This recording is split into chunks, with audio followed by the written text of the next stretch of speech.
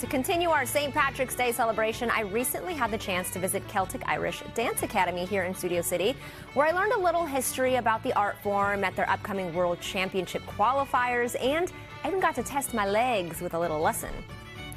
Babe, happy St. Patrick's Day! Happy St. Patrick's Day! You had a very busy weekend, didn't you? Yes, we were performing all over the city. It was great. So what else have you been up to since last year? So we moved studios, and we're right here now in the heart of Studio City on Ventura Boulevard. So that was a big move for us, but a very positive one. We brought the energy from the old space right here. I love that. And you have classes from little tiny tots all the way up to adults, right? Yeah, tiny tots every Saturday morning, 9:30 a.m. It is the cutest class. Brings me so much joy. I'm going to have to come back on a Saturday and put my little boy in there because it's the cutest thing to see little ones dance. Yeah. So you actually have something very exciting that's happening next month. You have some dancers that have qualified for the World Championships in Ireland. I do, yeah. I have 4 dancers who I'm going to take to Ireland this year, and they qualified this past November at the regionals. So it's really, really exciting. So how often does a dancer like that have to train every single day for something like this? Oh, it's so many hours. It really is everything. They spend 6 to 7 days a week here with me. They joke sometimes they see me more than their parents. That's a lot of commitment, but they love it, so that's the best part. Yeah. Okay, so before we get into actually dancing, because I've been a dancer, I was dancing my whole life, but I've never actually tried Irish dancing, which I really am curious to try. But I want to know a little bit more about the history of Irish dancing. Like, how far back does it go back?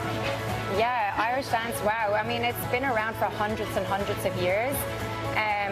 The Celts, when they ascended into Ireland, they brought this festival dance, and I guess especially after church, they would have these festivals, and people would dance. So it was more like a festival style, and then it just evolved, and it kept evolving to what it is today, which is since the river dance and all these amazing shows came along, it's just changed unbelievably. So it's really incredible to see. But it's so fascinating, and it's so beautiful. And I know that there's 2 types of shoes, right? There's a soft shoe and a hard shoe, which is right now we're listening to the soft shoe. Yeah. So soft shoe can be compared to ballet dance, and then the hard shoe, they have a special fiberglass tip and a heel, which makes all the rhythm sounds, and that's similar to tap, but they're the 2 different forms.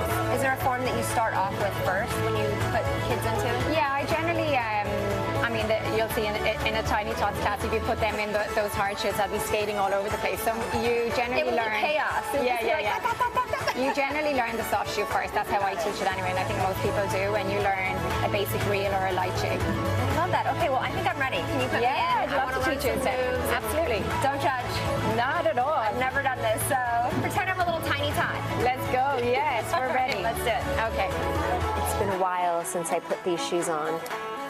And I've never done Irish dancing, but they're so good. All right, let's see what they can teach me. 1,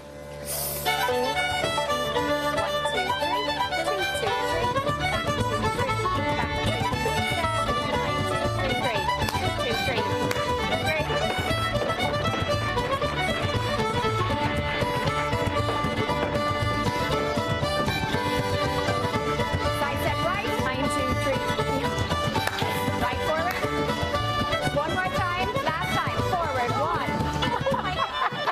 This is the best workout you'll ever get. I'm coming here every day.